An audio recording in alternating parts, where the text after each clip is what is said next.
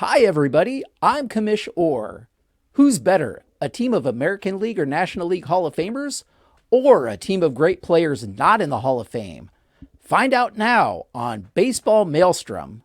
It is April 6th, and we are here in Detroit at Tiger Stadium as the Boston Splinters come to town to face the Detroit Rockets. Detroit's been very hot so far. They are 4-1 heading into this game. Boston 3-2. Taking the mound for the Boston Splinters is their ace, Gaylord Perry. He won his first start, and he'll face off against Roger Clemens for Detroit.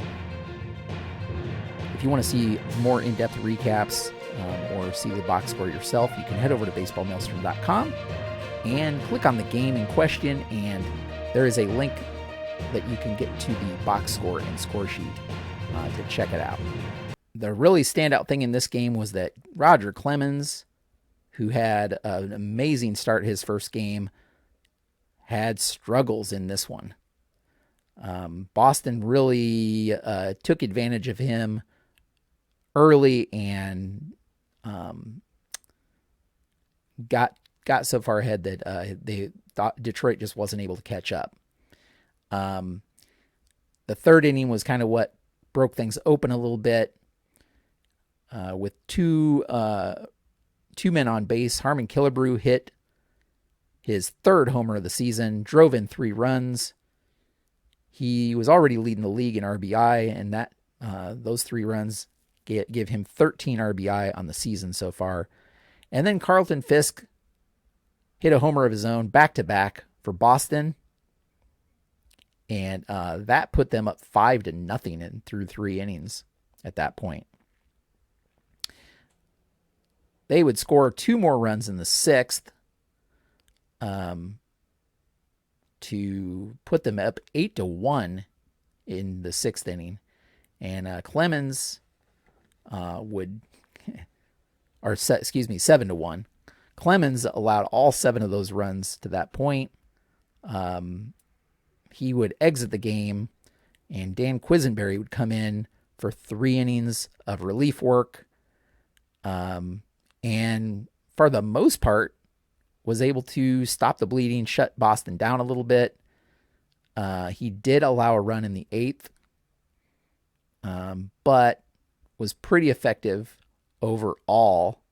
One interesting thing that did happen is there was another drop third strike in the 9th. However, in this case, Bill Freehand was able to throw out Harmon Killebrew at first after the drop third strike. So no damage done on that one. Detroit, meanwhile, struggled against Gaylord Perry, who is showing to be one of the better pitchers in the league. And they just weren't able to really get too much going against him. He did allow a run, actually 2 runs, one in the 4th and one in the 6th. A-Rod did have an RBI double, I guess, in the 6th, but that was the only 2 runs they could muster. Perry only allowed 5 hits this game. He was keeping the hitters off balance. Wasn't really striking out too many, but they could not dial in on the knuckleball, apparently. So yeah, overall, Boston takes this one 8-2, and they improved to 4-2 and dropped Detroit to 4-2. If we look at the box scores for Boston Splinters, we see a Ricky Henderson in that leadoff spot was 3 for 4 with a walk and scored 2 runs. He had his first stolen base of the season, which was good. I was kind of wondering when that was going to come. Surprising that it took him into the 6th game to get there, but finally stole his first base. Ted Williams, who came into the game hitting around 500, reached base safely his first 4 at-bats with singles. But his 4 for 5 brings his average to 560 so far through 6 games. He is just tearing it up and is a threat to the pitchers throughout the league. Good to see. On the Detroit side of things, we see not a lot of offense there to really note. A-Rod did go 2 for 3 with a walk. Was able to raise his average to 545. Despite Gaylord Perry having a strong game here, A-Rod was able to still hit pretty well despite that.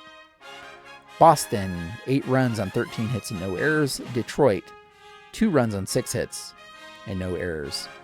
If we look at the pitching lines, we see Gaylord Perry with 8 innings of work, 5 hits allowed, only 2 earned runs, 2 walks and 2 strikeouts. He has a 2.25 ERA. Red Ruffing had an inning of, he allowed 1 hit, but that was it. And that dropped his ERA to 54. So he's had some rough time prior to this. Detroit, Roger Clemens had a rough start. 6 innings pitched, allowed 11 hits, 7 runs, walked 4, only struck out 2. That raised his ERA quite a bit. Dan Quisenberry had 3 strong innings of relief work, 2 hits, allowed 1 earned run, did walk 1, but struck out 1 as well. That's all for now. Subscribe now or head over to baseballmaelstrom.com to follow the action. Thanks for watching. We'll see you next time on Baseball Maelstrom.